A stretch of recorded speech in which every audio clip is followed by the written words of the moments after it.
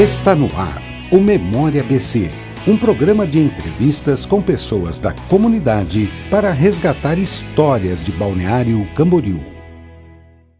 Estamos iniciando mais um programa Memória BC. É um programa de entrevista produzido pela equipe do Departamento de Comunicações Sociais da Câmara de Vereadores do Balneário Camboriú, com pessoas que fazem, continuam fazendo e participando da construção dessa bela história que é a da capital catarinense do turismo, Balneário Camboriú. E não poderíamos deixar de entrevistar e conversar um pouco com ele, porque essa entrevista ela tem toda uma peculiaridade. O Bola tem o legado do nosso saudoso Teixeirinha, e o Bola também tem o legado construído por ele, como historiador, que poucos sabem que o Bola é historiador, escritor e também jornalista. E o Nildo Teixeira de Melo Júnior. Bola, como é que surgiu o Balneário Camboriú na vida da família de você, né? Porque veio a família toda de uma hora para outra. Balneário Camboriú, para nossa família, é desde os anos 40, desde a época da praia de Camboriú, né? Que pertencia a Camboriú. E nossa família tinha uma casinha bem perto da rua 2000, ali bem perto onde é o Márcio Santos ali. O famoso Paris Night Club. Isso, entre a Brasil e a Atlântica, uma casinha de madeira bem simples.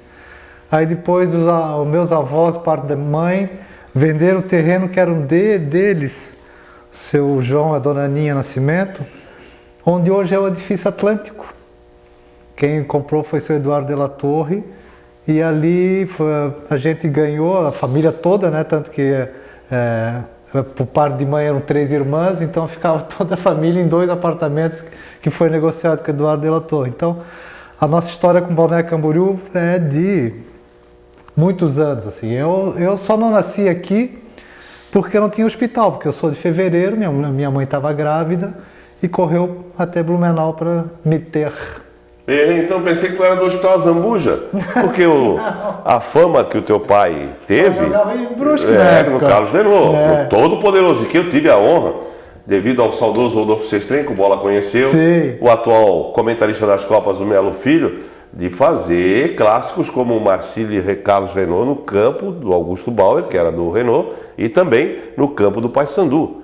Então as histórias do futebol do Balneário Camboriú se identificam muito com essa história rica que foi o futebol catarinense.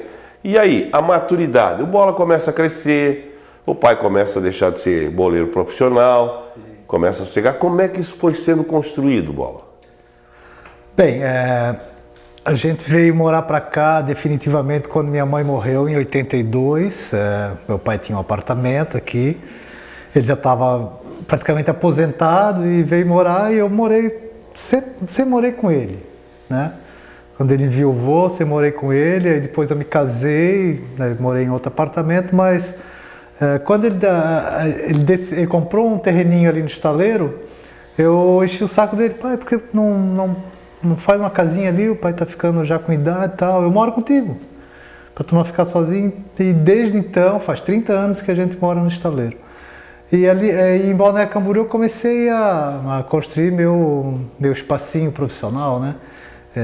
Um pouco eu deixei de ser o filho do Teixeirinha para ser o Teixeirinha ser o pai do Bola, né? Isso eu construí durante os anos aqui em Balneário Camboriú. Comecei no Jornal Santa Catarina, em 1983, como repórter da sucursal aqui, e fiquei até 87. Pá, vai a história da tua vida toda?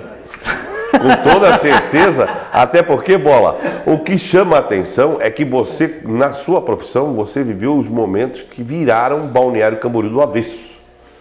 A grande luta, num slogan que se criou-se, a máfia da construção civil. De repente, você, como jornalista do Santa, participa do estouro de uma máquina que era para ter sido desativada, do BESC, foi aparecer na casa do empresário na Avenida Atlântica, onde ele deu um rebuliço.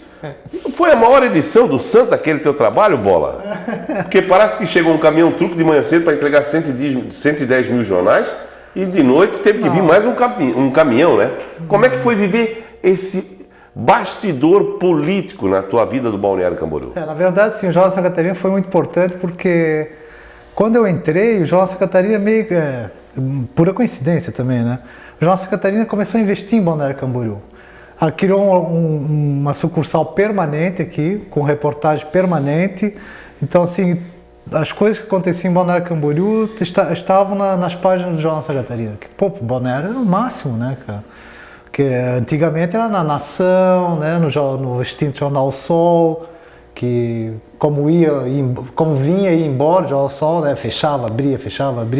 E o Jornal Santa Catarina, toda a minha época que eu tive lá, a cobertura jornalística foi muito interessante para a cidade, né? Esse jornal teve, de fato, uma participação ativa na construção dessa cidade de sucesso? Eu acho que sim, com certeza. Na temporada de verão, o Jornal Santa Catarina mantinha um diário aqui. Um diário. Então, assim, teve altas histórias muito interessantes, assim como... não foi o primeiro topless, mas foi um dos primeiros topless registrados em Balneário Camboriú. Inclusive resultou fechou mal pau na redação em Blumenau, assim, de correr atrás do outro, chefe de redação com o diretor de redação, correndo atrás, vai ser publicado, não vai ser publicado, no fim acabou sendo publicado, a mulher com o peito de fora, ali perto do Bamerindos. Então, assim, foi uma coisa que eu dei muita risada, né, porque queira ou não queira, anos 80, né? Era conservadorismo total, né? Assim plena ditadura, no ápice dela. Como foi a Praia do Pinho, né? Praia do Pinho. Bem lembrado. A Praia do Pinho foi na época que eu estava no Jornal Santa Catarina e foi fabricada aquela matéria na Manchete, né? Que teve a participação do Mazoca, que era o secretário de Turismo, teve a participação do Mário House, né?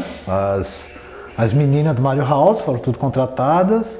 Dizem que o Adolfo Bock, que era o todo-poderoso da Manchete, era apaixonadíssimo por Balneário Camboriú. Diz que o pai dele, o seu Osmar de Souza Nunes, e também gostava muito do Mazoca. Diz que quando pintou essa história, ele foi o primeiro a dizer, vamos fazer. O Osmar, assim, teve uma participação para Balneário, assim, eu estou pesquisando aquela época, ele era o maior propagandista de Balneário Camboriú, e assim... altas propagandas. O cara ia para o Rio de Janeiro fazer propaganda para Cruzeiro, para Manchete, e as matérias na época eram todas favoráveis para Balneário Camboriú. Era chamada Copacabana do Sul, com matérias de 6, 7, 8 páginas na Manchete, no Cruzeiro. E eu lembro que no caso do PIN específico, depois que foi feita essa reportagem, mesmo assim vivíamos num período meio nebuloso, né?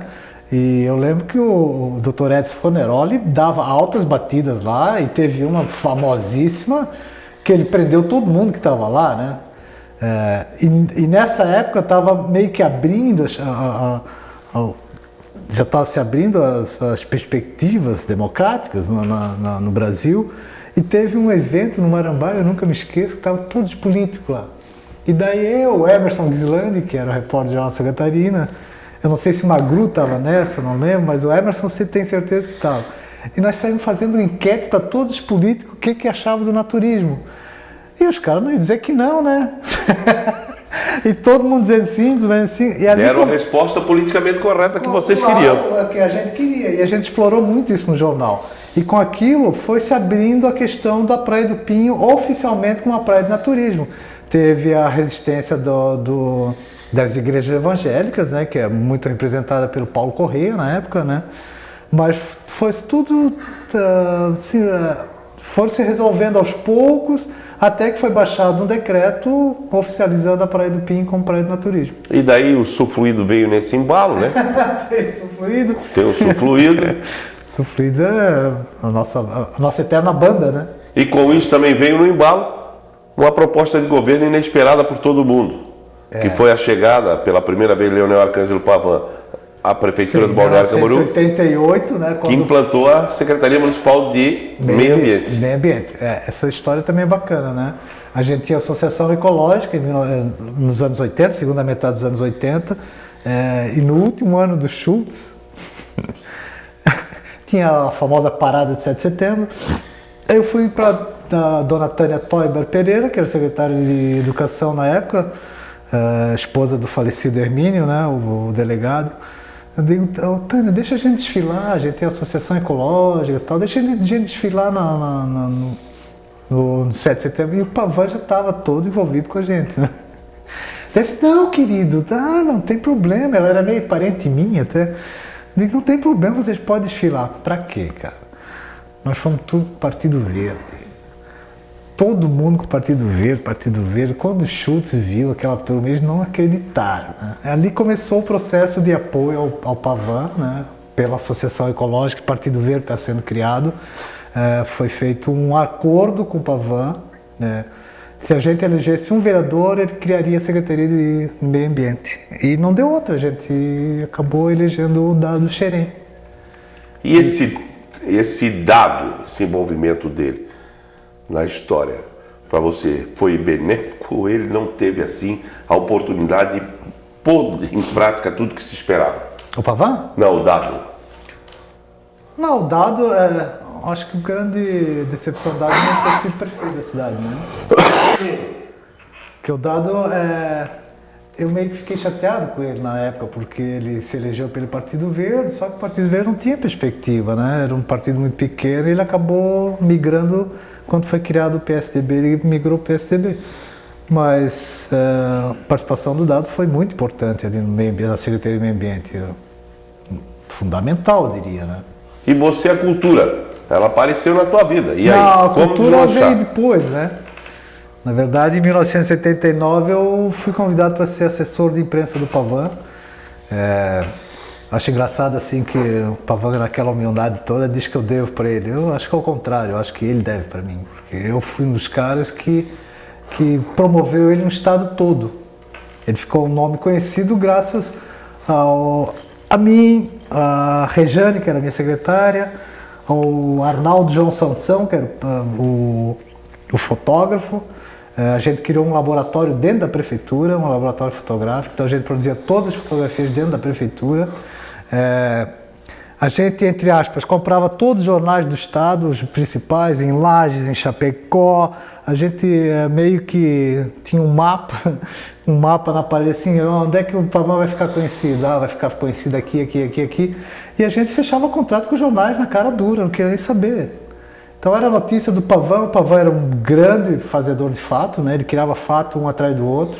E era notícia no Jornal de Chapecó, no Jornal de Lages, no Jornal de Curitibanos. E, desculpa, Pavan, mas isso ali foi fundamental para ele, entendeu? Foi fundamental.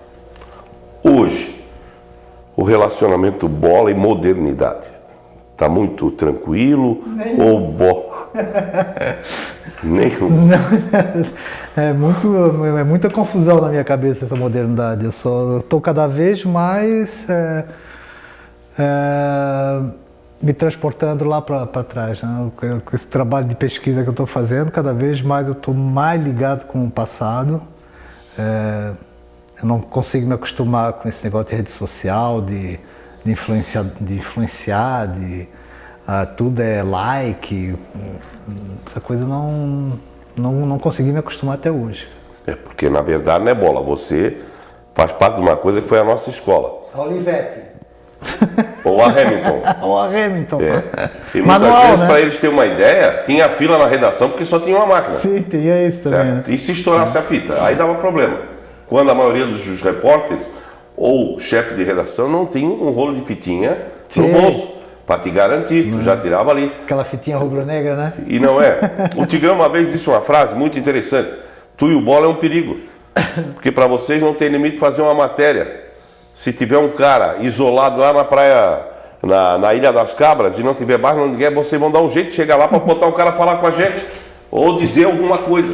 Essa forma de fazer Balneário Camboriú no dia a dia, então, na tua opinião, ela mudou muito? A cidade? Totalmente, né? A gente conhecia todo mundo, né, Pudim? Meu Deus, cara. Todo mundo se conhecia. E hoje, tu sai andando pela rua, tu é capaz de não conhecer ninguém. Tu vai numa festa, tu não conhece ninguém. A cidade transformou muito rápido mesmo, cara. E isso nos anos 60, anos 50, até anos 70, né? Tudo acontecia naquele miolinho da Central. Hoje a Central é como se não existisse a Central hoje, cara. se transformou num aglomerado de pessoas em dias de feriadores ou de pico da temporada. De pessoas de fora, né? E antigamente era o local do footing, né? Lá as pessoas namoravam, paqueravam, as coisas aconteciam tudo na Avenida Central. Você sabia que na Central não ia perder uma pauta? Com certeza. Alguém né? importante ia claro, estar ali. Personagens, né? Lembrar-se dos dois restaurantes, o Hipocampus e o Stop. Quem não fosse, hoje estivesse por perto ali, sabia que o final de semana ia ter problema de pauta. O Hipocampus da época do Dalvesco, né? Teve também a época do Mariluz, que era pequenininha ainda, mas também era um restaurante que era obrigação todos ir lá, né? Todas as famílias almoçavam, jantavam no Mariluz. Nildo Teixeira de Melo Júnior, o Bola, filho do nosso querido e saudoso, né? O Teixeirinha. Mas que, como o Bola disse, foi ele que passou a ser citado. Esse é o pai do Bola, não é mais o Bola, filho do Teixeirinha. E construiu, continua construindo, está aqui no Balneário Camboriú, constituiu família aqui, busca cada vez mais, em cada oportunidade que tem, dar a sua opinião, sem ferir a ninguém, mas provocar a discussão salutar em benefício dessa, que é uma cidade que surpreende a cada dia. E com uma idadezinha, por que já fez, vai fazer e tem que fazer, supera cidades aí que tem 300 anos de vida. Mas nós vamos voltar para tratar mais sobre outros assuntos com ele, que é o nosso hoje convidado, entrevistado, e o homem que conversa e descontrai esse momento que você nos acompanha. Daqui a pouquinho, quem agradece a sua atenção é este amigo de vocês, Hilder Júnior.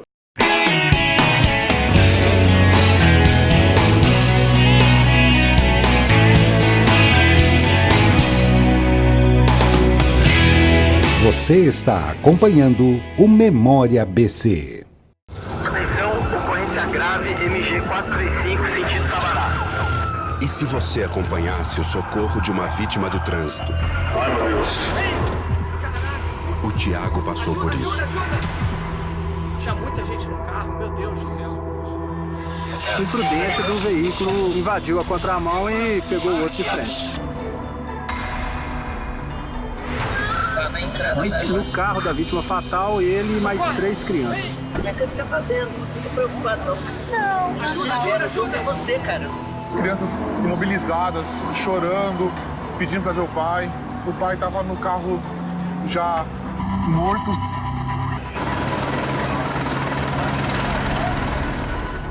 A vida é muito frágil e a gente tem que cuidar dela a cada instante. Não deixe o trânsito mudar sua história. Seja você a mudança no trânsito.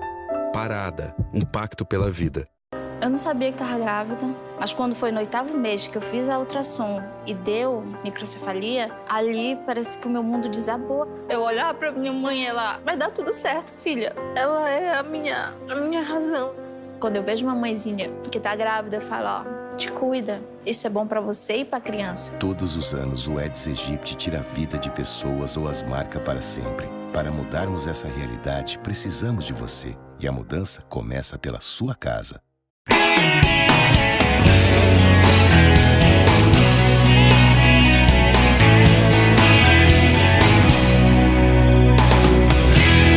Você está acompanhando o Memória BC. Voltamos com o nosso entrevistado, Nildo Teixeira de Melo Júnior, o Bola, para conversar um pouco mais sobre o sucesso e o trabalho do Balneário Camboriú nesse dia a dia. Bola, uma coisa que se faz muito, se discutiu o plano diretor, o Código de Postura e Obras. Quando nós começamos aqui na década de 80, tu sabe que não tinha nada disso. E havia um boom da indústria da construção civil. Você acredita que isso veio para beneficiar a cidade, dar mais garantia de que o crescimento não vai ser tão desordenado como foi nos últimos tempos? Tu acredita nisso? Eu não. Eu não acredito, não. O Balneário tem um histórico de ter plano diretor sem ser obedecido, né? O primeiro plano diretor balneário é de 1970, né? Que é um trabalho espetacular, assim. Os caras que fizeram caprichado. Mas nunca funciona, né? Nunca funcionou, cara. Depois o Meirinho veio, tentou fazer alguma coisa, mas se tu observar, os prédios mais recuados da Atlântica são da época do Meirinho. Só que aí os construtores correram tudo. Mas ninguém queria construir. Aí o que aconteceu? Saiu o Meirinho e já voltou tudo. Então assim, eu não acredito, acho que... eu tenho uma tese assim, eu não sou contra a construção civil, eu sou contra as irregularidades que quando um não quer, dois não fazem, entendeu? Então o grande responsável por isso é o poder público, na verdade. E se quer transformar Balneário Camboriú numa Nova York, eu acho lindo, cara, maravilhoso, pode transformar. Eu já tem que tomar cuidado. Não tem nada a ver. Nós temos uma competência, uma capacidade, já foi provado isso por 1 milhão de vezes, de criar a nossa Balneário Camboriú. Não, eu digo Nova York no sentido de prédio pra caramba, entendeu? Se quiser, faz. O problema é assim, que saibam, vai ter transporte coletivo suficiente. Que saibam como é que vai ficar a mobilidade, que saibam onde é que vai o esgoto, que saibam se vai ter água para isso tudo, que saibam se vai ter energia para isso tudo, né? São problemas assim históricos, balneários, esgoto, água, energia. Então vocês sabem tudo que vai acontecer, se o poder público tem condições de bancar esse crescimento, ótimo. Agora se não tem, vai ser essa... Uma cidade que em 2025 é considerada o maior PIB do estado de Santa Catarina, você acredita? Olha a explosão que isso vai acontecer.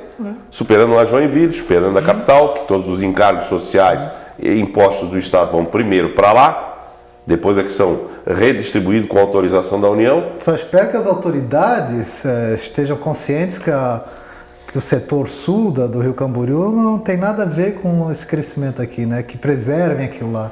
É só isso que eu peço, cara. Bola, você agora virou um especialista em escrever a história dos outros. Um pesquisador, porque os caras abrem mesmo. Sim. Eu tenho visto nos teus livros e tenho lido um pouco deles e tenho notado que você tem conseguido a confiança que, olha, muitos da família, dá até para se entender assim, não tem daquele teu entrevistado ou daquele teu contador de história. Como é que tem sido isso para ti, gratificante? Assim, eu estudei História, fiz pós-graduação em História e nunca entrei numa sala de aula, nunca havia pesquisado, porque eu logo entrei no jornalismo. Aí eu estava no jornalismo até uma revista de fotografia que eu editava ser descontinuada. Quando ela foi descontinuada, eu saí da empresa, né? Eu digo, não tem mais nada para fazer aqui. E por coincidência, cara, eu recebi uma proposta do Claudio Fischer. Ele disse, não queres fazer a biografia do meu pai? Eu disse, caralho. Aí eu fiquei pensando, né? Meu Deus, agora eu vou fazer história, entendeu? E assim, foi muito legal, porque até me emociona, cara, que eu fiquei praticamente 2 anos com o seu Klaus, conversando, né? E saiu aquele livro que eu, assim, de vez em quando eu leio, eu acho ótimo, cara. Eu acho ótimo porque, na verdade, eu só sou um ghostwriter. Que, na verdade, o livro é dele, né? E aí eu tomei gostinho, recebi o convite do seu Edson Forneroli, fiz o livro dele. Que muitas vezes quis puxar a nossa orelha quando quis lançar e não era na delegacia. Sim, ele era muito bravo, ele era xerife aqui, né? Era o xerifão. Hoje em dia não existe mais disso, né? Ele era o delegado xerifão mesmo, que eu acho... Mas também na época dele, o que o delegado fazia no Balneário Camboriú repercutia no estado inteiro, quando no Brasil, né? Nós participamos da cobertura do sequestro dos netos do Brandalize. Sim, claro. Que esse pessoal nem sabe como é que foi. Ele não estava mais aqui, né? Ele não estava mais aqui, mas tinha os 3 que o Renatão botou na parede e elucidou o fato. O legal do Edson Forneroli é assim que a bandidagem sabia que o cara... Opa! Olha, não vai para Balneário que o cara é sujo lá. Vai, ali tu vai bater e voltar. E aí eu fui convidado para fazer o trabalho dos escoteiros. Eu fiz a história do escotismo em Balneário Camboriú. Fiz uma proposta do Carlos Humberto de fazer um livro sobre as obras de arte nos prédios e as obras públicas. E ele topou, o Carlos Humberto topou, agradeço até hoje. Saiu um livro maravilhoso. E o seu João, não conseguisse ainda pegar o seu João? Tem que pegar o pai do Carlos Humberto. Né? Ele tem história, né? O seu João conta cada uma ali que é de arrepiar. E as pessoas ficam, mas é outro. Mas por isso mesmo que o nosso dia a dia tem que ser enriquecido com a história. É porque isso que o Bola falou. Isso tem que ser história. As redes sociais hoje facilitam a interação. E vocês, mas mas as pessoas estão querendo criar uma falsa segurança Ah, o meu filho não saiu de casa, está ali no computador, então eu sei onde é que ele está, o que ele está fazendo. Não, não sabe. Pode ter certeza que ele não sabe. Melhor que isso é provado. Caminhando, interagindo com as pessoas. Essa interação, Bola, que nós tivemos muito e você preserva muito, é uma identidade tua. Ela continua acontecendo contigo? Né? Nada como presencial, cara. Não troco presencial por nada. Antes de comprar um tênis, eu prefiro ir na loja do que comprar um tênis por internet, cara. Então, eu acho que presencial é tudo na vida. Acho que esse virtual aí tá acabando com nós, né? Pode prejudicar o balneário também? Essa falta de presencial? Porque você escreveu, vou lembrar, né? Vou lembrar, porque na verdade, sempre se falam muito, mas você tem um pai que confirmou, não sei se ele jogou bola com os dois, mas o Balneário Camboriú era referência para 2 ex-presidentes do Brasil, João Goulart e Juscelino Kubitschek, que muitos não sabem que é de Oliveira, Kubitschek de Oliveira. E você ali no livro do seu Cláudio, além de confirmar, botou os dois na foto. Então não tem como dizer não veio. Não, João esse Goulart chave do Balneário Camboriú. João Goulart era habituê aqui, frequentava tudo aqui em Balneário Camboriú, né? Para vocês terem uma ideia, ele foi candidato a vice. E na época, que dizem que foi onde o Brasil viveu a plena democracia, que até o presidente era escolhido pelo voto. Vice, né? O presidente e o vice, ele teve mais votos que os 3 candidatos à presidência. Então você imagina o rebuliço que deu quando os caras já estavam querendo armar aquele golpe famigerado da época. Esses teus entrevistados, essas pessoas que contam a história deles para ti, falam muito disso aqui, Bola? Alguns, né? Alguns falam, os que conviveram com ele falam, né? Conviveram com a Tereza, assim, a Tereza chamava muita atenção aqui, né? Porque ela usava biquíni, né?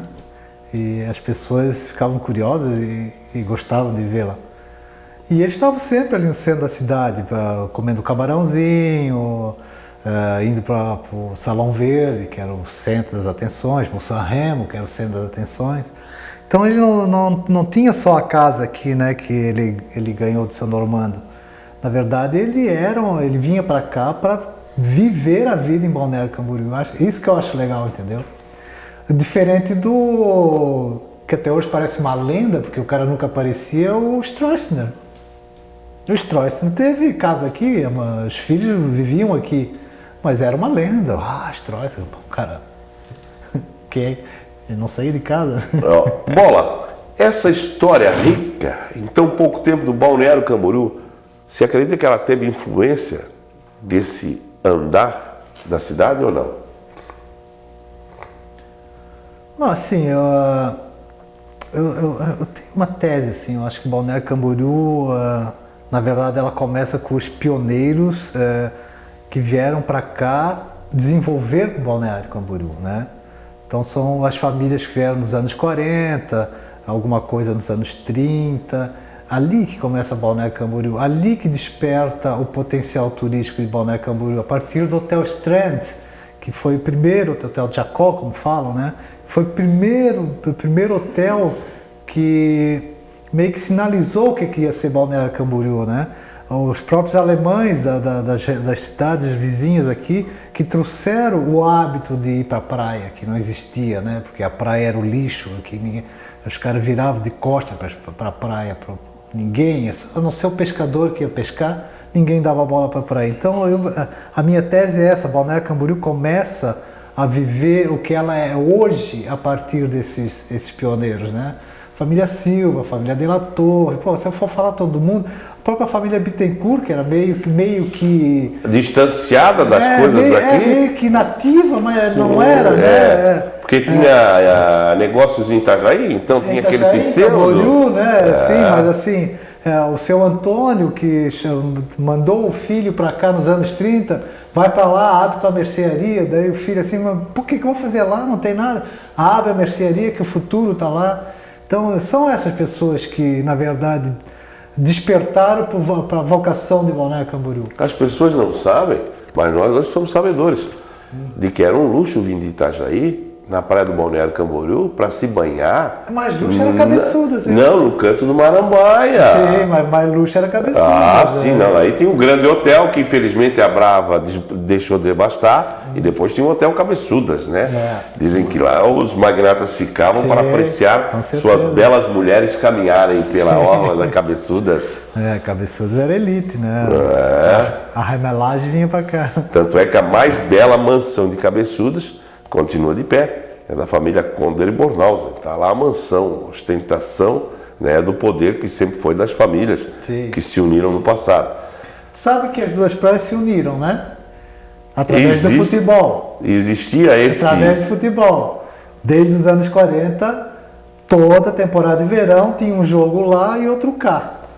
Então era a família Bornhausen, essa turma toda, e o pai aqui, o Ademar Silva, essa galera toda, então jogavam bola, se uniam, aí a família toda torcer, o pau comia também. Sim, porque não tinha futebol de areia sem confusão, não tinha. Nós chegamos a ter o campeonato mais forte de torcida, que eu estive na época no Rio e em São Paulo, os caras perguntavam que história é essa de torcida? Por que a turma que sobra do Fluminense, Flamengo, Vasco, Botafogo joga tudo no Bangu? Porque tem que ter lugar para todo mundo. Sim, só que não tinha jogador para jogar. Era fora de temporada. Era fora de temporada. Mas os caras ficavam curiosos, por que do Bangu? E daí, no auge do bicheiro, né, que bancava aquilo tudo lá, então as pessoas se perguntam, Bola, com essa alegria e com essa descontração, como é que você vê o futuro do Balneário Camboriú? Cara, assim, eu não gosto de ver o futuro. Eu vivo presente, né? Cada vez mais eu vivo presente, né? Mas Balneário está consolidada. Eu acho que uma cidade, não adianta chamar para novos tipos de economias para cá, que eu não vejo muitas aberturas para isso. Eu acho que tem que investir no turismo, tem muito que investir no turismo ainda, tem muito equipamento para ser feito aqui, mas muito, assim, quando há resistência para uma roda gigante, eu digo, pô, cara, para que ter uma resistência para uma roda gigante? Sabe, é um equipamento que vou dizer, a Unipraia, se fosse hoje então também não ia ter Unipraia. Se essas pessoas vissem ao menos como é que nós pegamos a Unipraia e de que forma ela foi rompida, né? A própria Interpraia foi um serviço porco, mas porra, tá lá até hoje, cara. Sabe? E vários equipamentos, nós temos um morro em torno de Balneário Camboriú, dá para fazer um monte de coisa, cara. Então, assim, eu acho que a vocação do balneário é turismo e vai continuar sendo turismo. E essa afinidade entre poder e profissionais da imprensa? É isso que tu acredita que mantém o equilíbrio? Porque os caras, nós somos tudo amigo de Balneário Camboriú. Não, eles querem que nós sejamos tudo amigo deles. Não, né? Aí não dá. Mas como é que você sente? Não é aí que mantém o equilíbrio? Eles não esticam tanto o braço como pretendem esticar, Bola? Eu acho que assim, a nossa função, né, é estar sempre questionando o poder. Sempre questionando o poder. Senão vira publicidade, né? Alguém já falou isso, né? É uma verdade. Não adianta ficar... E o político adora, né? Ter o amigo jornalista, né? Todos são amigos, meu amigo jornalista. Mas eu não vejo assim dessa forma. Eu aqui confesso que apoiei o Fabrício e não concordo com o governo do Fabrício. Não é por isso que eu vou deixar de ser amigo do cara. O Pavan foi fundamental para o balneário, no primeiro governo. No segundo eu já achei um governo normal. O Rubens achei o melhor prefeito para arrumar a prefeitura. Ele arrumou a prefeitura. Ficava bravo comigo porque eu criticava ele.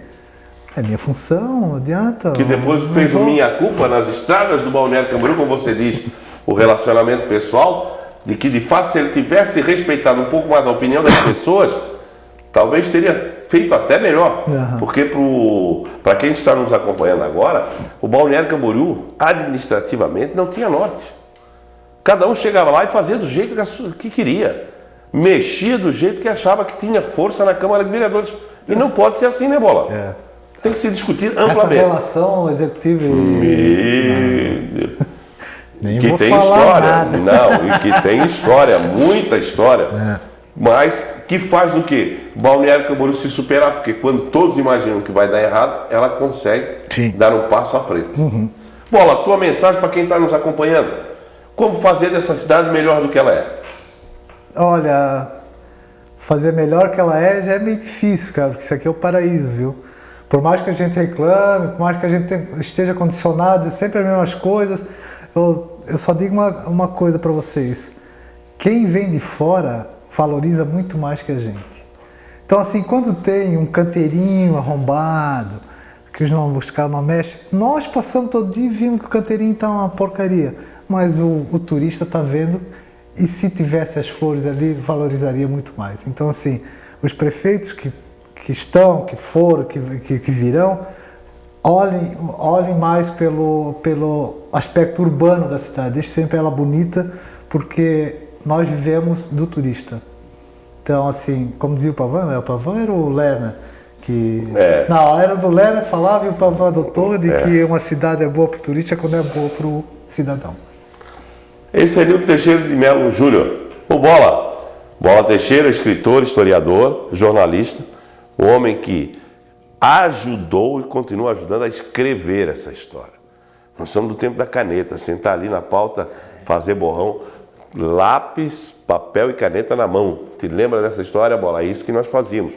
E continuamos fazendo. Por quê? É dessa maneira que se constrói juntos uma Balneário Camboriú cada vez melhor para se viver, morar e trabalhar. Este é o Memória ABC, um programa de entrevistas produzido pela equipe do Departamento de Comunicação Social da Câmara de Vereadores do Balneário Camboriú. E este amigo de vocês, Hilder Júnior, agradece a sua atenção e convida você a estar conosco todas as segundas, quintas e sextas-feiras, a partir das 8 da noite. Você acompanhou o Memória ABC, um programa de entrevistas com pessoas da comunidade para resgatar histórias de Balneário Camboriú. As entrevistas já realizadas estão disponíveis no portal do Legislativo.